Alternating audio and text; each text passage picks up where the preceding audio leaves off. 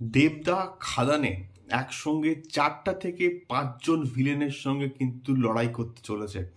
So hello guys, আমি Deep and welcome back to my channel Deep exclusive. So এখন আমি এই ভিডিওর মধ্যে বেশ একটা ইন্টারেস্টিং বিষয়কে নিয়ে কথা বলবো, যেটা নিয়ে অ্যাটলিস্ট আমার মনে হয় যে কথা বলাটা দরকার। সো খাদানে একসঙ্গে কতগুলো ভিলেন থাকতে চলেছে বা কতগুলো ভিলেনের সঙ্গে লড়াই করবে আমাদের দেবদা।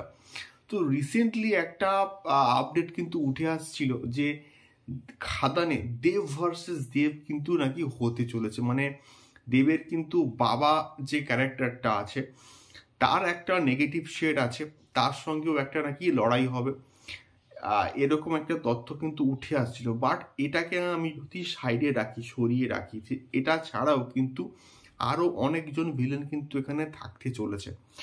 সো সুমিত গাঙ্গুলি, তার নাম তো আমরা প্রত্যেকে জানি, এবং রিসেন্টলি যখন লুক সেট হয় তার নাম কিন্তু উঠে এসছে এবং তার সঙ্গে ছবিও আমরা কিন্তু দেখেছি। এবং সুমিত গাঙ্গুলি পপুলার একজন ভিলেন এবং প্রিভিয়াসলি বহু ছবিতে কিন্তু তার কাজ আমরা দেখেছি।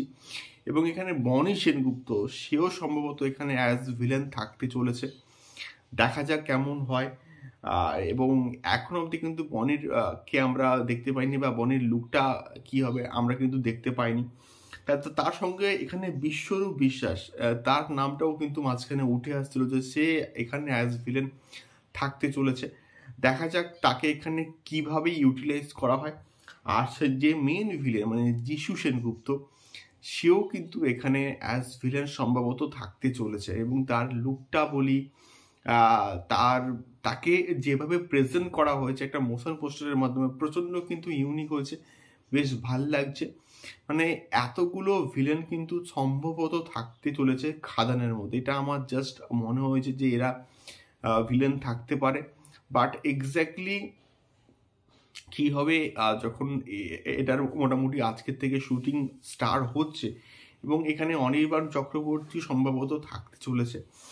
এবং দেবদার রিসেন্টলি একটা ইন্টারভিউতে আমি দেখলাম, মহারাজ এটাকে নিয়ে ভিডিও করেছে। তো সব মিলিয়ে এতগুলো ক্যারেক্টার, এতগুলো এখানে স্নেহা বসু কিন্তু থাকছে, এবং দেবদার লাভ ইন্টারেস্ট হিসেবে কিন্তু ইরিকা পলও কিন্তু থাকছে। তো সব মিলিয়ে এতগুলো ক্যারেক্টার, এতগুলো চরিত্রকে নিয়ে গল্প পড়াটা কিন্তু খুবই টাফ একটা বিষয়। তো দেখা যাক এক্স্যাক্টলি ডিরেক্টর এটাকে হ্যান্ডেল করেন কীরকম করে।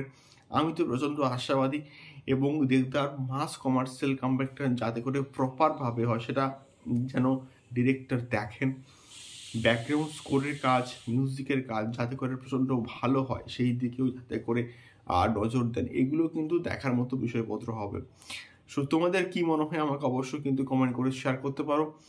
এবং মেইন ভিলেন এখানে কে হতে চলেছে, যিশু গুপ্ত নাকি অন্য কেউ, সেটা তোমাদের কি ধারণা অবশ্যই কিন্তু কমেন্ট করে শেয়ার করতে পারো। দেখা হচ্ছে পরবর্তী ভিডিওতে। টাটা।